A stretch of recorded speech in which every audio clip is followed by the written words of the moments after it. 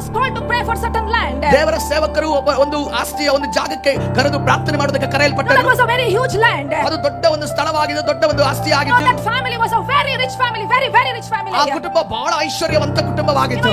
You know what was the problem of that place? ಆ ಒಂದು ಸ್ಥಳದ ಒಂದು ಸಮಸ್ಯೆ ಏನಿದೆ ನೋಡುವಾಗ, The problem with the land was anything they sow in that land, that the land would grow nothing. ಆ ಆಸ್ತಿಯ ಸಮಸ್ಯೆ ಎಂದು ನೋಡುವಾಗ ಆ ಒಂದು ಭೂಮಿಯಲ್ಲಿ ಏನೇ ಬೆಳೆದರೂ ಕೂಡ ಏನು ಕೂಡ ಬೆಳೆಯುತ್ತಿಲ್ಲ. Some of them brought a specialist from abroad.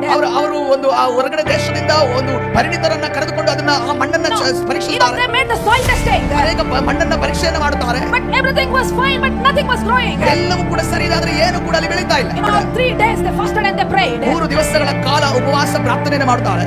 The third day, ಮೂರನೇ ದಿವಸ the Holy Spirit revealed something to the servant of God. ಪರಿಶುದ್ಧಾತ್ಮನು ಆ ಒಂದು ದೇವರ ಸೇವಕರಿಗೆ ಒಂದು ವಿಚಾರವನ್ನು ಪ್ರಕಟಪಡಿಸುತ್ತಾರೆ. There was a woman who was murdered and was burnt and buried in this land. ಈ ಒಂದು ಜಾಗದಲ್ಲಿ ಒಂದು ಸ್ತ್ರೀಯನ್ನ ದುಡ್ಡು ಹಾಕಿ ಅದನ್ನ ಹೂತಾಕಿದ್ದಾರೆ. The servant of God, when he says to the family, ದೇವರ ಸೇವಕರು ಈ ವಿಚಾರವನ್ನ ಈ ಕುಟುಂಬದ ಸದಸ್ಯರ ಬಳಿ ಹೇಳಿಕೊಂಡಾಗ no one came forward. ಯಾರು ಕೂಡ ಮುಂದೆ ಬರಲಿಲ್ಲ. The servant of God said something. ದೇವರ ಸೇವಕರು ತದನಂತರ ಮತ್ತೆ ತಿರುಗಿ ಹೇಳ್ತಾರೆ, All of us have prayed for 3 days. ಎಲ್ಲರೂ ಕೂಡ 3 ದಿವಸ ನಾವು ಉಪವಾಸ All ಮಾಡಿದ್ದೇವೆ. have fasted. ನಾವೆಲ್ಲರೂ ಕೂಡ ನಾವು ಉಪವಾಸ If ಮಾಡಿದ್ದೇವೆ. you don't confess this, ನೀವು ಇದನ್ನ ನೀವು ಅರಿಕೆ ಮಾಡದೆ ಹೋದ್ರೆ, ಅದು ಒಪ್ಪಿಕೊಳ್ಳದೆ ಹೋದರೆ, the situation of poverty will continue for the rest of your life. ಈ ಬಡತನದ ಈ ಒಂದು ಪರಿಸ್ಥಿತಿ ಇನ್ನೂ ಕೂಡ ಮುಂದೆ ಕೂಡ ಹೋಗುತ್ತದೆ. And suddenly, ಆ ತಕ್ಷಣವಾಗಿ an old man from the family came forward. ಆ ಕುಟುಂಬದ ಒಂದು ದೊಡ್ಡ ಹಿರಿತಲೆ ಮುಂದೆ ಬರುತ್ತಾರೆ. He said to the servant of God, ಅವರು ದೇವರ ಸೇವಕರಿಗೆ ಹೇಳುತ್ತಾರೆ, when I was an young man, ನಾನು ಯವನಸ್ಥನಾಗಿದ್ದಾಗ it was I who committed it.